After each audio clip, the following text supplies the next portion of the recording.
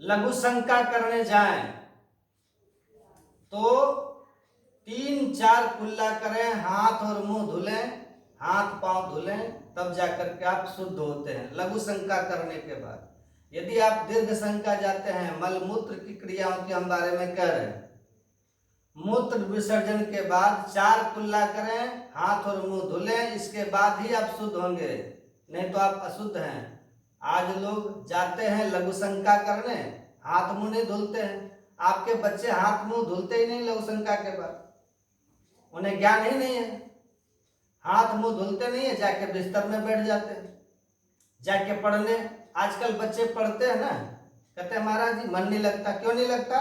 क्योंकि तुम शुद्धता का ध्यान ही नहीं रख रहे। जब भी लघु शंका जाओ तो जरूर से 4 बार कुल्ला करो, हाथ धुलो, पांव धुलो, जल लेकर के जाओ और हल्का सा जल का छिड़काव अपने ऊपर कर लो और अपने गुरु मंत्र का जप का उच्चारण कर लो, अब आप शुद्ध हो गए। यदि आप दीर्घ शंका गए है ना शौच, तो आप नहा के ही आए, वापस नहा के ही आए। यदि बिना नहाए, अब कई लोग ना जाते हैं और बिना नहाए सारे घर में घूमते रहते हैं, तुम अशुद्ध हो। और इस अशुद्धि से दूसरों का नुकसान नहीं है, आपका ही मन आपको परेशान करेगा। आपके आज अपवित्र होना, अपवित्रता में घूम रहे हो, अपवित्र लोगों को जो नकारात्मकता है, जिसे हम नेगेटिविटी कहते हैं, वो जल्दी पकड़ लेती है। व्यक्ति नेगेटिव हो जाता है, नकारात्मकता की ओर वो बढ़ जाता है। इसलिए शुद्ध बनिए। लघु शंका और दीर्घ शंका ये मलमूत्र की क्रियाएं हैं। दीर्घ शंका जाने, दिन में 4 बार दीर्घ शंका जाना अगर पड़े तो 4 बार नहाओ, पूरा न नहाओ तो अर्ध स्नान करो, अपनी नाभि को गीला करो, नाभि से लेके पूरा पानी डालो, यहां से लेके गर्दन छोड़ के। यदि आपको सर्दी लग रही है, प्रॉब्लम है, तो सिर नहीं गीला करो, यहाँ कंधे से पानी डालकर सर्वांग शरीर को गीला करो। इतना भी नहीं कर सको तो अपने नाभि तक पानी डालकर अपने नाभि को गीला करो और पूरा पांव हाथ सब गीला करके और फिर कपड़े चेंज कर लो। जो कपड़े पहनकर आप दीर्घ शंका जाते हैं, शौच जाते हैं, वो सारे कपड़े आपको धुलने चाहिए। अब आप कपड़े पहन के दीर्घ शंका हुआ है, शौच हुआ है, उसके बाद सारे घर में घूम रहे हैं, तो आपकी बुद्धि भ्रष्ट हो जाएगी और यही भ्रष्टता तुम्हारे सर्वनाश का कारण बन जाएगी।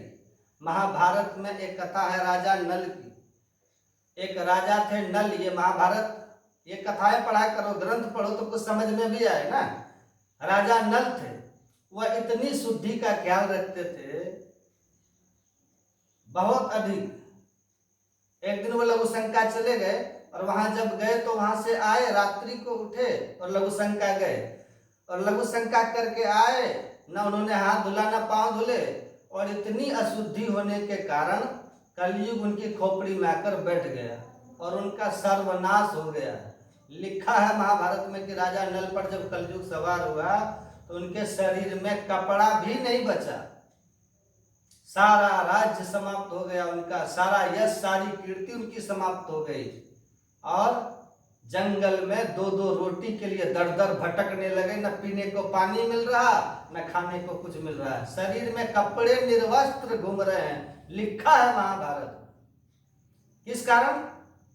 केवल लघु शंका गए और वो हाथ मुंह धुलना भूल गए, जल लेने भूल गए, इतने कारण कलयुग आके बैठ गया। इसलिए आप तो कलयुग में ही रहते हैं,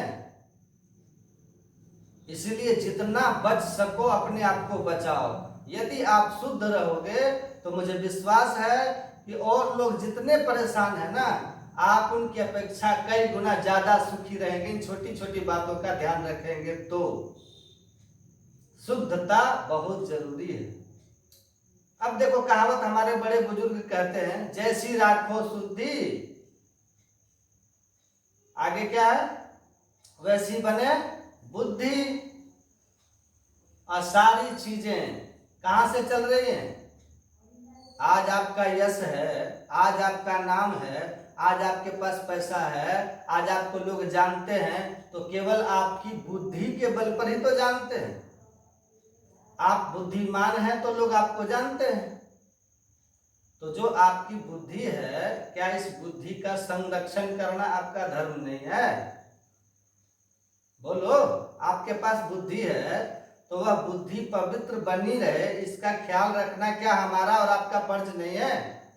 है। इसीलिए आपका यदि आपकी शुद्धि बिगड़ जाएगी तो उसी दिन आपकी बुद्धि भी बिगड़ जाएगी। इसीलिए शुद्धि नहीं बिगड़ने दीजिएगा और छोटे छोटे बच्चों को यही संस्कार दो कि लघु शंका जाओ। आप अपने बेटों को कहा करो लघु शंका जाया करें तो खड़े होकर लघु शंका न किया करें, लघु शंका बैठ के करना चाहिए। यह शिष्टता है खड़े होके लघु शंका। आज तो बूढ़े बूढ़े दाढ़ी मुझ पक गए, मरने वाले, इनको ज्ञान नहीं कि खड़े होके नहीं लघु शंका करनी चाहिए। ये खड़े होके कहीं भी लघु शंका करने लग जाते हैं, इन्हें अकल ही नहीं है, कभी सत्संग किया नहीं, बाप दादाओं ने सिखाया नहीं। मूर्ख पैदा हुए, मूर्ख जिए, मूर्ख मर जाएंगे। इन्हें कोई ज्ञान नहीं शास्त्रों का, सिद्धांतों का। ये तुम्हारी पृथ्वी माता है। क्या है?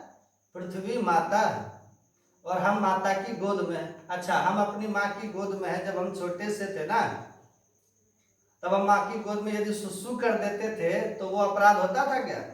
नहीं होता था। छोटा सा बच्चा अपनी माँ की गोद में यदि सुसु कर दे तो क्या अपराध है?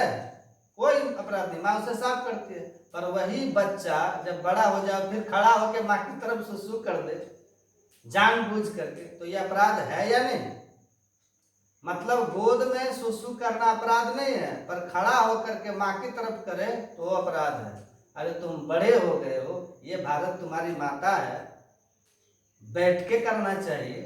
लघु शंका तो बैठ के करना चाहिए, खड़े होकर करना अपराध है। ये माँ का अपराध बन रहा है तुमसे, और तुम्हें पता ही नहीं कि तुम क्या अपराध कर रहे हो। इसीलिए हमारे शास्त्रों में मल मूत्र त्यागने का भी एक विधान है। कैसे त्यागना है? क्रियाएं। ब्रह्म वैवर्त पुराण में बड़े नियम लिखे हैं। इसलिए लघु शंका हमेशा बैठ के करना चाहिए, पुरुषों के लिए विशेष रूप से, और जल लेके जाना चाहिए। और लघु शंका करने के बाद हाथ मुंह 3 कुल्ला और हाथ मुंह विशेष धुलना चाहिए। दीर्घ शंका जाने के बाद सर्वांग स्नान करना चाहिए। सब स्त्री पुरुष सबके लिए नहाओ और तब तुम शुद्ध हो, और नहीं तो तुम्हारी बुद्धि भ्रष्ट हो जाएगी, पतन हो जाएगा तुम्हारा।